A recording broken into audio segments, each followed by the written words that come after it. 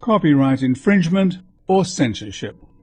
On March 22, 2010, shortly after Google pulled the plug on its China operation, saying it could no longer brook the Chinese government's censorship laws, Sergey Brin told the New York Times that his experience growing up in and then fleeing the Soviet Union has definitely shaped my views and some of my company's views. 4 years earlier, Associated Press reported that Internet search leader Google is snapping up YouTube for $1.65 billion, brushing aside copyright concerns to seize a starring role in the online video revolution.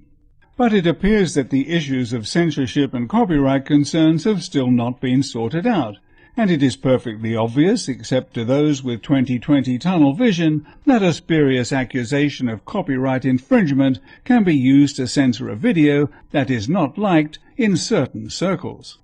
Here's a notice I received a few days ago from the YouTube team. That sounds friendly, doesn't it? But the notice was anything but. Subject: A. Lawson 9/11, video removed, copyright infringement. We have disabled the following material as a result of a third-party notification from James Alan Kahn, claiming that this material is infringing. Holocaust, hate speech, and were the Germans so stupid? And the unpronounceable link. Apart from some intimidating legal information which I will come to, that was it. I was given no information whatsoever about the copyright material of James Alan Kahn's that I had allegedly infringed, which means, with the removal of the video, I have already been penalized on an unspecified charge made by a person who, quite possibly, may not even exist. However, in YouTube's help files regarding filing a counterclaim, this appears. If you did not have all of the rights to post the material at issue, you must not submit a counter-notification. So I'd like to ask the YouTube team, how the can anyone know if they have such rights, under fair use tenants for example, if they are not given any information about what they are supposed to have infringed? This is an absurd suggestion for the legal department of a multi-billion-dollar corporation to formulate, knowing that it will not be supplying any details of the claim.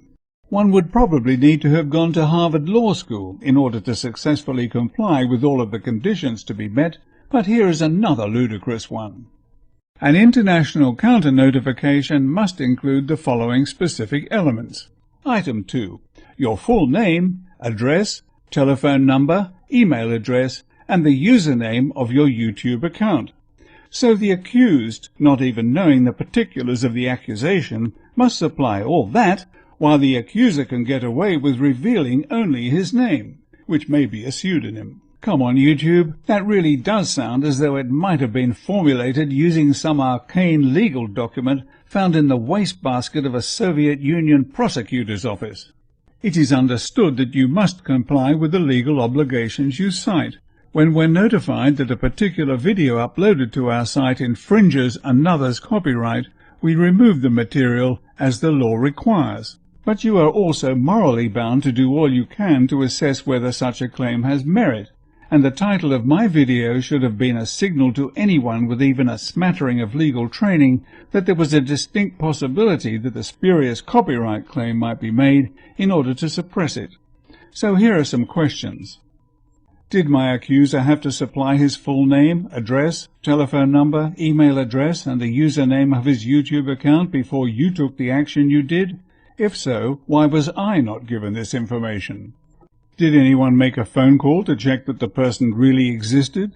He must have given the video time a position where the alleged offending material was located, so did anyone scan through the video to make some effort to verify that the claim might be justified? I can tell you that, as with all my YouTube videos, this one was made for educational purposes. I will not derive any financial benefit from uploading it, and I submit that all of the material I've used is in the public interest and therefore comes under the protection of fair use in the copyright law, Title 17 U.S. Code, as follows. Section 107 contains a list of the various purposes for which the reproduction of a particular work may be considered fair, such as criticism, comment, news reporting, teaching, scholarship, and research. Section 107 also sets out 4 factors to be considered in determining whether or not a particular use is fair. 1.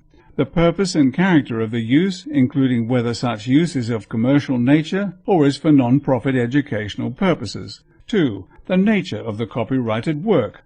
3. The amount and substantiality of the portion used in relation to the copyrighted work as a whole. 4. The effect of the use upon the potential market for or value of the copyrighted work. As I and many others see it, the entire contents of my video would be covered for fair use based on these parameters. However, if the accuser, James Allen Khan, can demonstrate otherwise, I will edit out the material in question, whatever that might be, and re-upload the edited video. I would also like to point out that the threatening tone of this paragraph is totally unjustified in a preliminary notice when nothing whatsoever has been proven. Please note, repeat incidents of copyright infringement will result in the deletion of your account and all videos uploaded to that account, which clearly infers that one is regarded as being guilty until one can prove one's innocence. Definitely shades of the old Soviet Union, I would say. Considering that I do not even know the details of the charge against me, it is to be hoped that, should Mr. Khan's claim be shown to have been spurious, YouTube will take the severe action that I was threatened with in the final paragraph of the YouTube infringement notice. Please note that there may be severe legal consequences for filing a false or bad faith notice. Before I finish, I would like to thank the many people who have been so supportive since this spurious gagging notice was clapped on my video. Your sincere encouragement, suggestions, and offers of help have almost left me speechless. But not quite, because I still have a question for Sergey Brin.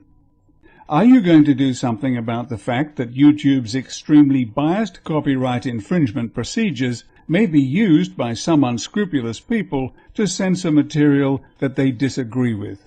Or will the YouTube environment continue to mirror some of the more unpleasant aspects of your early life in the Soviet Union and the prevailing censorship situation in China?